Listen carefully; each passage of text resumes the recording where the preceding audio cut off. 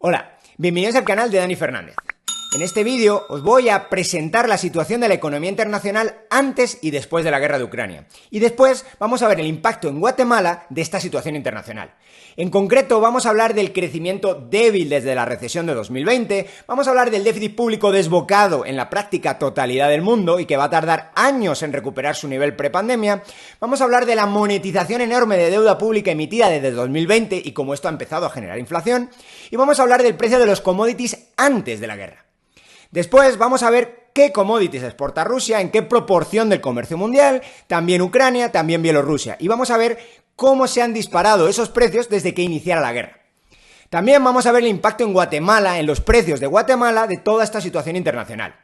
Además, vamos a tratar ya en el conversatorio el mercado de petróleo y de gas, tanto en Europa como en Guatemala. Vamos a ver también que algunos productos son muy caros en Guatemala, mucho más caros que en el extranjero, por protecciones no arancelarias en la aduana. Y vamos a ver cómo o qué puede hacer el gobierno para disminuir el precio de esos productos que tienden a ser perecederos y tienden a ser también alimentarios.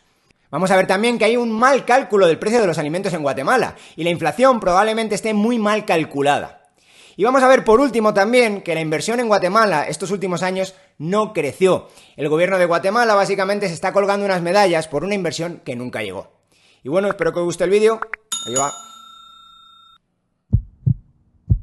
Bueno, primero, ¿dónde venimos? Bueno, pues venimos de una situación complicada. Pues no tengo que convencer a nadie de que, bueno, pues venimos con unos vaivenes en la economía bastante fuertes.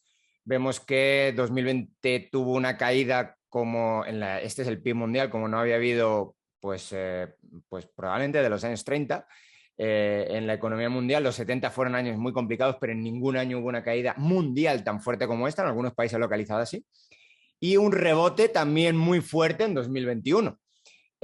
Ahora bien, hay gente que estaba diciendo, bueno, la inflación viene porque el crecimiento era muy alto en 2021. Bueno, sí, pero no. Esto es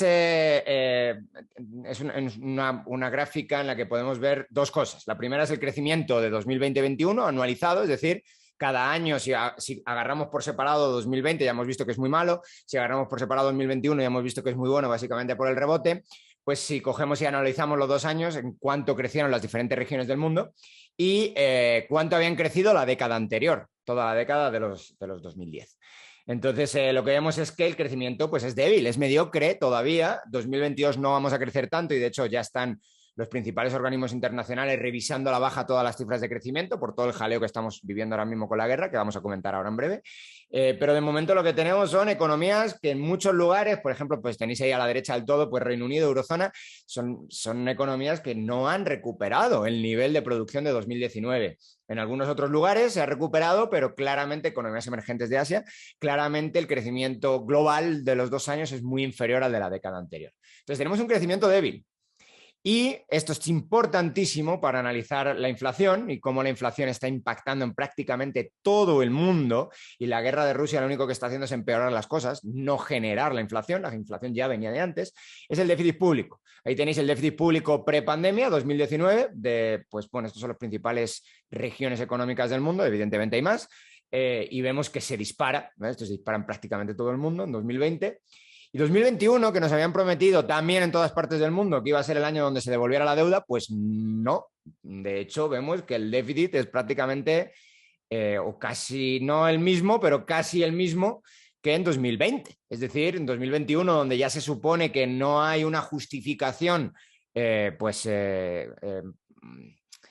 sanitaria, que yo nunca, no sé si la hubo alguna vez, pero bueno, si la hubo en 2020, pues esa justificación sanitaria, pues en 2021, ¿dónde está esa justificación para gastar tanto? Bueno, pues, pero vemos que 2022, 2023, las estimaciones son que también va a seguir muy por encima el gasto público del ingreso público, y solamente Estados Unidos es la única gran economía del mundo que va a recuperar su nivel de 2019, que ya era muy elevado de deuda pública. Entonces tenemos deuda pública muy alta, tenemos crecimiento no muy alto.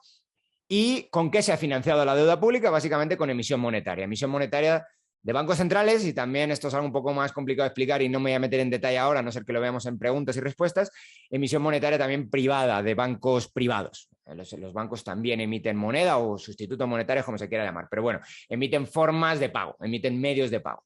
Y los bancos privados también han hecho una gran compra de deuda pública estos años. Pero bueno, muchas veces ni ha hecho falta. Como veis ahí, los bancos centrales ya estaban comprando todo. Toda la deuda pública habida y por haber ya la estaban comprando. Las dos cosas a la vez, la política fiscal que hemos visto antes, ultra expansiva, y la política monetaria ultra expansiva, es lo que está generando la inflación de precios hoy, sin ir más lejos. De hecho, estas son las inflaciones de las tres grandes economías que estábamos analizando. Se han ido acelerando y esto es todavía febrero 2019, hoy justo han empezado a salir datos de marzo, que son anticipaciones, evidentemente, porque marzo no ha acabado, pero han empezado a salir algunos datos adelantados de marzo y las cosas pintan fatal. En España la inflación ha llegado casi 9,8%, prácticamente a doble dígito ya. 10% de inflación anual. Solamente en un mes crecieron los precios un 3%. Ya estamos en niveles de Argentina, dando la inflación mensualmente. 3% en un mes en España se han superado la meta de inflación del Banco Central Europeo para todo el año, que es un 2%. Entonces, estamos complicados. En otros países de la Unión Europea no están tan mal como en España, básicamente por el componente energético en España es horrible y en otros lugares es un poco menos horrible, es igualmente horrible, pero cambia un poco el impacto, pero no necesariamente, la cantidad del impacto, no necesariamente el impacto.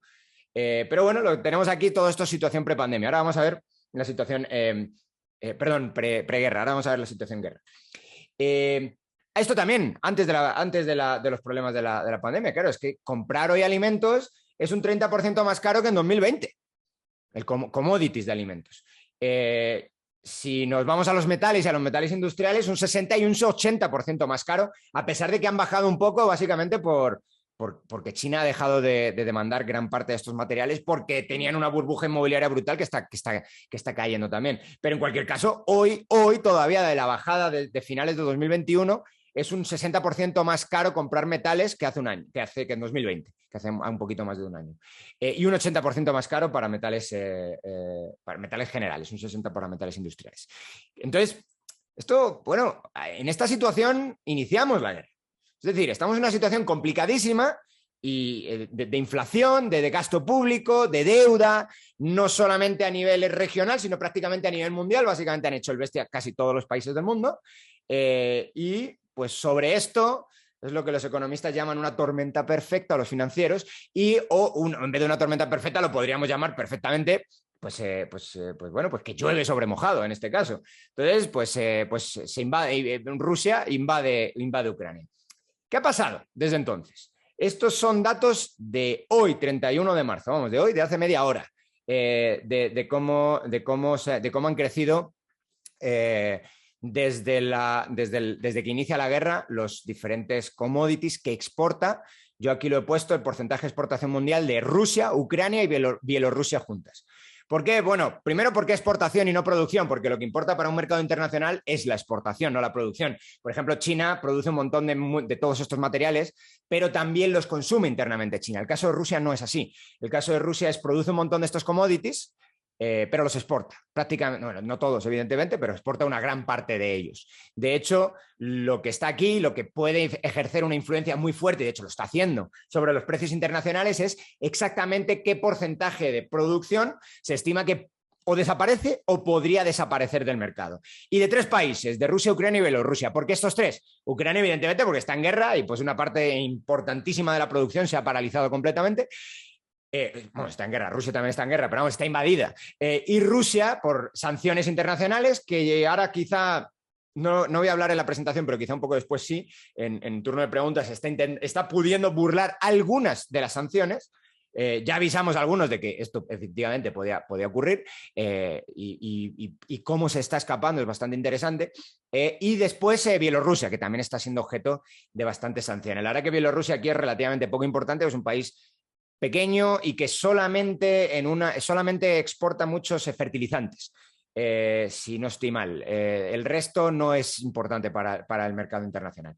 Bueno, tenemos ahí, y es bastante interesante ver que hay una correlación bastante potente, no exacta, pero bastante potente, entre el porcentaje de exportaciones de Rusia, Ucrania y Bielorrusia sobre las exportaciones mundiales de un pues de un ítem determinado, de aluminio, hierro, cobre, los que tenéis ahí, de carbón, y el incremento de precio desde el 24 de febrero hasta ayer. Hasta hoy, de hecho, no ayer. Es decir, en un mes y un poquito, un mes y una semana de guerra que llevamos. Entonces vemos que en algunos, pues el porcentaje de Rusia es más o menos importante, aunque no crucial, aluminio, hierro, cobre, y en otros es enorme, como los fertilizantes, el carbono, el uranio. Entonces, hay una tendencia, como digo, no es exacta, ahora voy a decir por qué esta tendencia no es exacta concretamente, pero hay una tendencia que, evidentemente, cuanto mayor es la disrupción de la oferta mundial de una commodity, pues, o al menos aunque sea percibida y todavía no exista, que por ejemplo en el caso del gas no se ha cortado el gas de Rusia, pero hay una estimación de que podría ocurrir en algún momento, por lo tanto los traders se ponen nerviosos y empiezan a vender gas empiezan a comprar gas anticipando posibles escaseces y empieza a subir el precio del gas. Pero en algunos sí ha habido disrupciones. Es el caso del mercado del trigo. Como veis ahí, pues el trigo es el 26% de la exportación mundial, lo hacen entre Rusia, Ucrania y Bielorrusia, sobre todo Rusia y Ucrania, y sobre todo Rusia. El impacto de precios de Guatemala, y ya con esto termino. Bueno, pues evidentemente uno esperaría que impactara los precios de Guatemala. De hecho, uno si va al supermercado, pues se da cuenta de que esto efectivamente así ocurre. Y os voy a presentar simplemente ya la última de las gráficas que tengo, cuál es el diferencial entre el IPC general y el IPC subyacente. El IPC general pretenden ser los precios de consumo de toda la economía, mientras que el IPC subyacente pues pretende ser el precio de todos esos bienes, menos la energía y menos los alimentos. Entonces, en todas partes del mundo, energía y alimentos están creciendo mucho más rápido que el resto de precios, excepto en Guatemala. En Guatemala crece más rápido el resto de precios que el resto de la energía y de los alimentos. Por tanto, no tiene sentido. ¿Y por qué no tiene sentido? Pues básicamente porque muy probablemente nos están engañando con los precios y con la evolución de los precios. Están mintiendo, ya lo han hecho antes, lo hacía el INE y el Vanguard pues no los corrige, que es, pues nadie se puede creer el precio de los alimentos en Guatemala, entonces pues nos están diciendo que no sube ni el precio de la energía, a pesar de que tenemos que echar gasolina a 40 que sales el galón, ni sube tampoco el precio de los alimentos, a pesar de que vamos al súper y pues cada vez no llegan los quetzales, nos valen menos. Pero bueno, el INE o la gente que hace estadísticas en Guatemala nos pretende convencer de lo contrario. ¿Qué podrías tú proyectar ahorita para decirle a la audiencia con respecto al combustible y qué podría hacer el gobierno de Guatemala para paliar un poco el tema del precio de los combustibles? Pues nadie sabe, y yo tampoco. Bueno, nadie sabe qué va a pasar en el futuro con esto, porque son decisiones más políticas que otra cosa, no económicas. Pues habrá que preguntar a los políticos. Pero las decisiones políticas, tú que has estado en política, sabes que son pues, muchas veces arbitrarias, como invadir un país. Entonces, bueno, ¿de qué depende? Pues va a depender de, por ejemplo, sanciones al petróleo ruso. Como he comentado antes, bueno, el petróleo ruso tiene una cuota de mercado mundial, es un petróleo de alta calidad y tiene una cuota de mercado mundial que debe ser el mercado, lo tengo aquí, vamos, el petróleo crudo aproximadamente son 10,6% y el petróleo refinado ya un 8,7%, es decir, en total pues es bastante. Uno puede pensar, bueno, pero 10% no es tanto, el resto de oferta del mundo se podrá cubrirlo. Bueno, en parte sí, pero solo en parte. Estamos en un mercado que ya tenía tensiones antes. Se ve también muy bien el precio del carbón, el precio del gas. El gas es más complicado porque es muy difícil de transportar y el petróleo es un poco menos y el carbón es menos todavía complicado de transportar. Pero bueno, la idea base aquí es que estamos en mercados que ya estaban tensionados antes, y con tensionados quiero decir con un exceso de demanda sobre la oferta que había en el mercado. La oferta ya estaba produciendo todo lo que podía producir y para incrementar la producción más, lo que necesitaríamos hacer es hacer muchas más inversiones y eso no está ocurriendo. Y luego además tenemos el problema del fracking, que no es un problema, era una bendición hasta que han llegado pues, a destruir esa bendición. Y pues como te has comentado antes, ¿no? Pues tenemos Estados Unidos, donde ha dicho que iba a poner trabas a la producción de petróleo.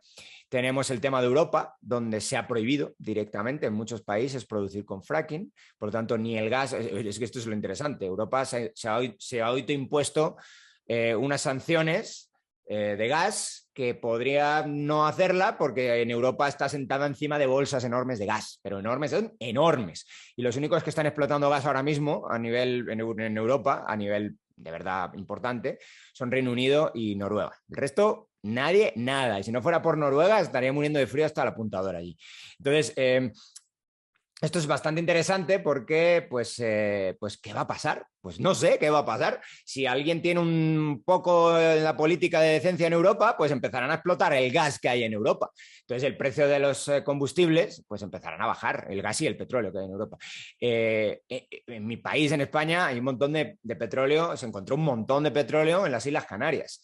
Y se decidió que no se iba a explotar. ¿Por qué no? Porque no es medioambientalmente bueno. ¿Por qué? Pues porque los ecologistas han tomado completamente el debate público y no se puede hacer nada que pueda ni siquiera molestar a los ecologistas. Incluso nos vamos a morir de frío porque a los ecologistas no les da la gana que hagamos cosas. Entonces, bueno, pues si alguien tiene un ataque de decencia o simplemente la gente empieza de verdad a morir de frío, pues digo yo que empezaremos a explotar los recursos energéticos que hay en Europa, que los hay y muchos, y pues esas fuentes de oferta, además de Rusia, pues empezarán a producir energía y no habrá tanto problema. Pero claro, como esto, como digo, depende no del mercado, el mercado ya los hubiera explotado hace tiempo, lo depende de decisiones políticas y los políticos, pues como no tienen o no de alguna no, prácticamente de ninguna manera reciben el castigo por las malas decisiones que toman, pues desde ese punto de vista, pues sabe Dios qué va a pasar con el mercado de la energía. ¿Qué puede hacer el gobierno de Guatemala? Que también hace cualquier barbaridad pues nosotros, por cierto, también tenemos muy posiblemente petróleo y gas. Gas no se sabe, pero vamos, petróleo o gas hay un poquito ahora mismo, pero no se sabe si hay mucho, igual petróleo. No dejamos explorar. El Ministerio de Energía y Minas no da licencias de exploración en Petén.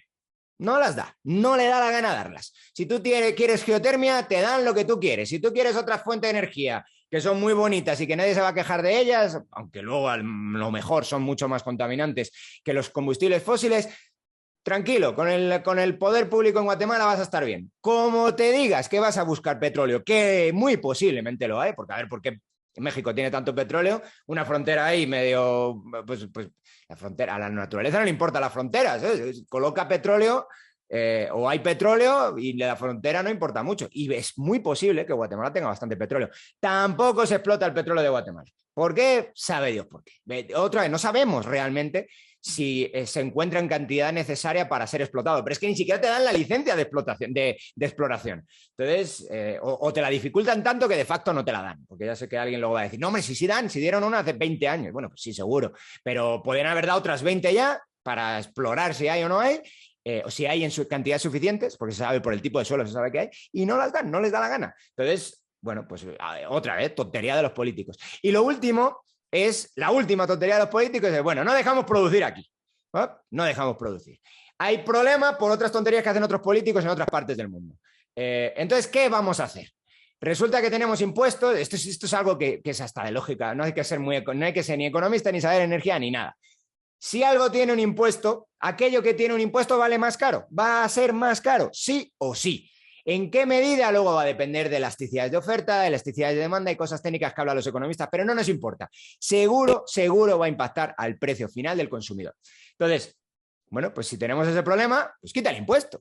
O rebájalo, o bonifícalo, o haz lo que te dé la gana. Entiendo que hay problemas porque tiene que reunirse el Congreso y el Congreso, pues quitando 4 mal puestos, pues lo que van a decir es, ¿y a mí cuántos quetzales se me caen en la bolsa para yo pasar una ley que baje impuestos? Pues entonces lo que hace el gobierno termina haciendo es decir, bueno, pues pongo un subsidio y ya está. Claro, ¿qué es lo que pasa? Que te ponen un impuesto sobre algo y luego un subsidio sobre ese algo.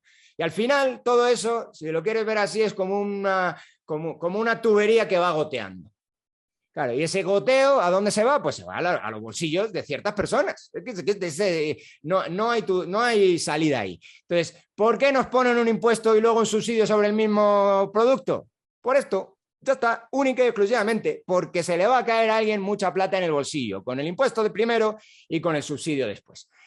Y nosotros vamos a seguir pagando un Estado caro, ineficiente y bastante corrupto, y además vamos a seguir pagando una gasolina carísima.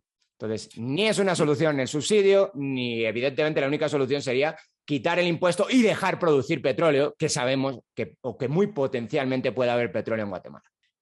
digamos, en el caso del trigo, porque vemos ya en Guatemala, por algunos negocios que tengo yo, pues, conocimiento cercano, hemos visto, digamos, ya que en el caso, por ejemplo, de la harina, los principales proveedores han subido entre el 10 y el 25% ya el precio de la harina en el país, aquí en Guatemala. Y eso afecta no solo el tema del pan y todos los derivados del pan, sino también, por ejemplo, de la harina, el alimento de toda la avicultura, de todo lo que es carne de pollo y todo esto, pues también sufre un aumento porque utilizan harina para darles de comer a esto, digamos, a las aves, a todo lo que es el pollo y sus derivados.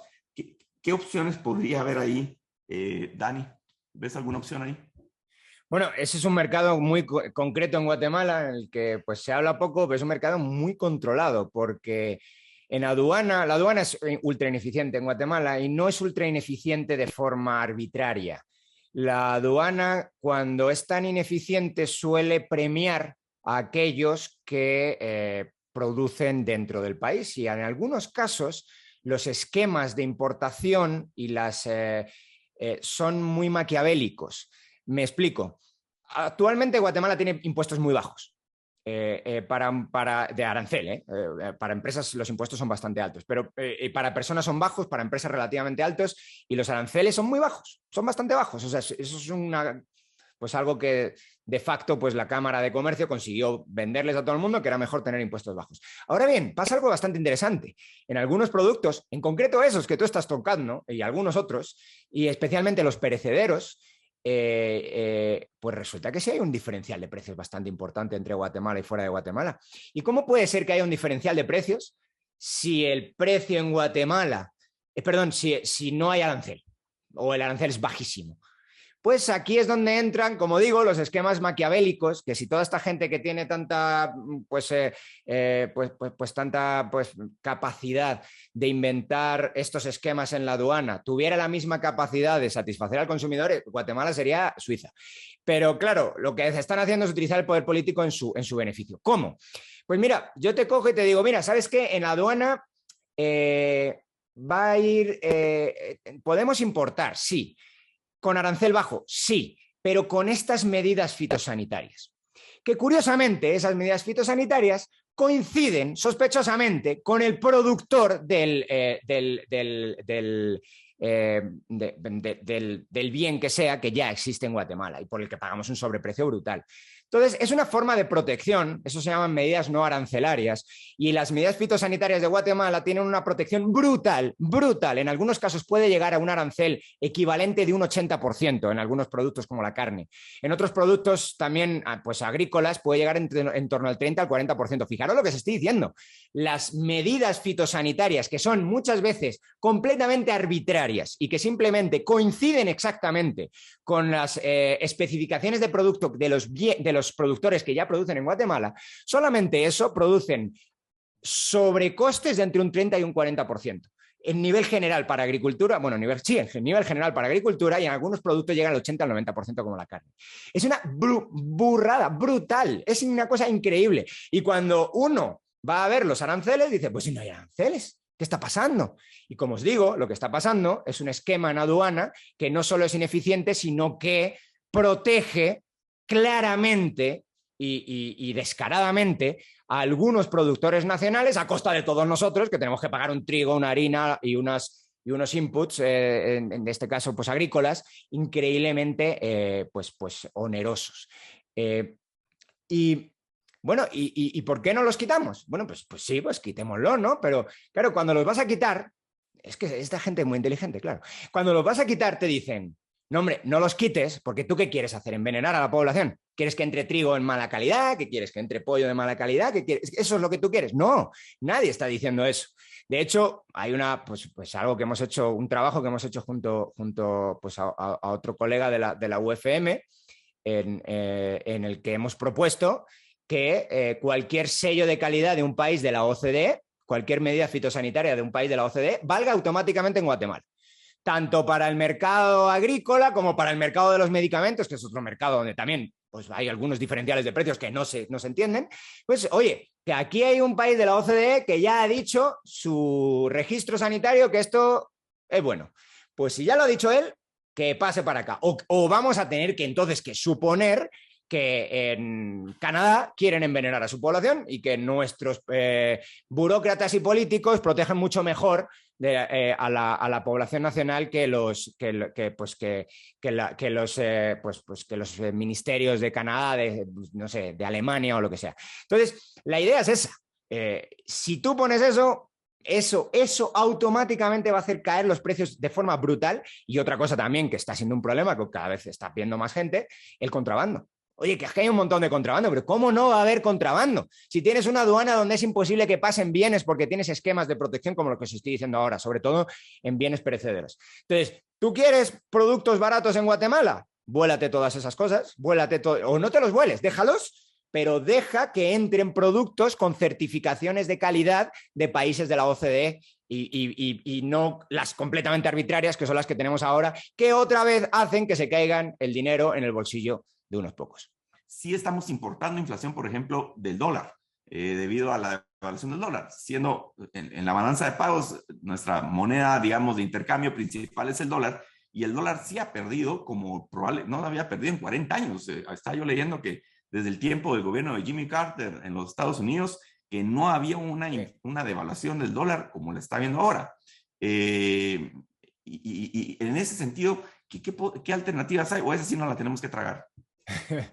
A corto plazo te la tragas, la del dólar. Esa no hay mucha opción que nosotros tengamos ahora para mover esto. Lo que podemos hacer es no empeorar la situación del dólar.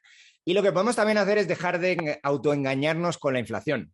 Porque, como he dicho antes, sinceramente, no hay quien se crea las cifras actuales de inflación de Guatemala. Para que te hagas una idea, Guatemala, pues febrero 2000, que todavía no ha salido el dato de marzo, claro, pero febrero tiene una inflación de un 3%, creo que es, un 2,98%. Es que en Estados Unidos están en un 8%. Y es que no tiene sentido que esto sea así.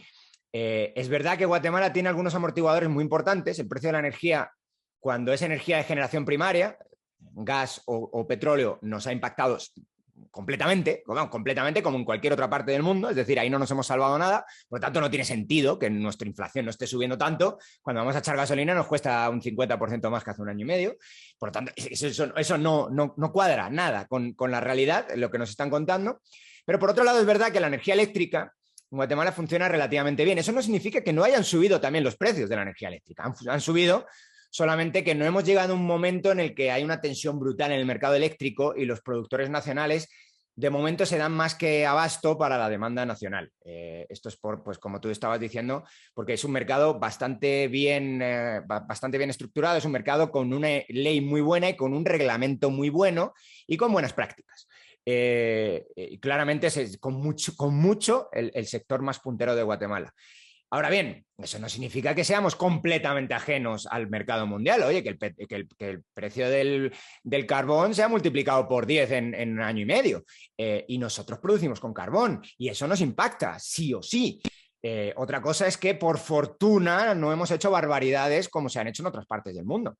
Qué bien que nos han hecho. Pero sí está impactando. Por lo tanto, aunque impacta mucho menos que en otras partes del mundo, también nos impacta. Por lo tanto, no tiene sentido que nos estén diciendo que el precio de la energía no sube y que el precio de los alimentos no sube, porque sí sube y porque ya estamos viendo que sube y porque, bueno, que vas a hacer la compra y te das cuenta de que sube el precio de los alimentos. Entonces, tenemos alimentos que crecen que no están siendo recogidos por el INE o están siendo mal recogidos. El INE ya tiene una muy mala, muy mala, no poco, pero una muy mala récord histórico. Ya sabemos que han mentido antes. Mentir es una palabra muy fea, ¿no? Pero han dado información inexacta, probablemente maliciosamente, pero eso ya probarlo es otra cosa. Entonces a ver si me van a denunciar. Pero desde luego que han estado muy posiblemente, que han estado dando información errónea y muy posiblemente con mala intención. Bien, si esto es así, ¿qué nos hace pensar que ahora no están haciendo exactamente lo mismo? Porque en el pasado ya hemos visto y se ha demostrado con estudios que sí estaban mintiendo. Dando mal los datos de la inflación. Entonces, cuidado, Porque nos están diciendo que la inflación es un 3%. Y otra vez, nos están diciendo que la inflación subyacente está más alta que la inflación general. Y eso es rarísimo. Solo se da en momentos donde bajan los precios de los alimentos y de la energía. Si no, la inflación subyacente siempre, perdón, la inflación general está por encima de la subyacente. La única diferencia entre la subyacente y la general son los precios de la energía y de los alimentos, que precisamente están subiendo en todas partes del mundo y aquí también. Y aquí nos están diciendo que el precio de la energía y de los alimentos están más baratos que el resto de precios. Eso no tiene ningún sentido económico. Podría ser un momento de inflexión para que Guatemala cambiara de rumbo y para que Guatemala dijera, miren, vamos a eliminar aranceles, vamos a eliminar trámites aduaneros, vamos a facilitar la inversión en la producción en el país, pero de una forma realmente agresiva, de una forma realmente interesante, porque el crecimiento económico de Guatemala ha sido, digamos, muchos se confían con el tema de las remesas, que es lo único que realmente ha crecido interesantemente en el país, que es un drama, el origen de las remesas es un drama humano, pero el efecto y la inversión no ha crecido. Este gobierno se ha desgañitado diciendo que la inversión crecía y es básicamente falso. No, es verdad que como se registra la inversión extranjera directa, es verdad que incrementó en 2.000 millones de dólares, pero incrementó porque se transfirió un activo concreto, que es Tigo, se transfirió de unas personas a otras personas, que curiosamente esas personas están en el extranjero. Que entrara dólares a Guatemala así para inversión, lo mismo que el año anterior, que es prácticamente nada. Entonces están agarrándose a un truco contable. Bueno, no sé si es un truco, pero vamos, es una forma de... engaño. Yo creo que es un engaño. Es un engaño, sí. Y yo lo entiendo. Pues es que es pobrecitos. Cuando han llegado al gobierno, lo que han hecho, lo que han tenido que ver, entonces es un desastre todo. Pero no te cuelgues medallas cuando no hay nada que colgarse. Pues una cosa es colgarse una medalla de algo que ha pasado y no has hecho tú. Pero es que no ha pasado. No han venido la inversión. Si hubiera venido la inversión, que se lo cuelgue el gobierno de Guatemala, ya me parece mal. Pero bueno, a lo mejor no hay, al final es lo que pasa siempre, no ha entorpecido lo suficiente lo que hace el gobierno, es entorpecer para que venga algún inversor. Entonces, bueno, te cuelgas la medalla de no entorpezco. No sé. Bueno, pues cuélgate esa medalla, está bien, no pasa nada. Pero es que no ha venido la inversión nunca. Y se están colgando una medalla de algo que no ha ocurrido. Que no se puede colgar nadie porque no hay medalla que colgarse.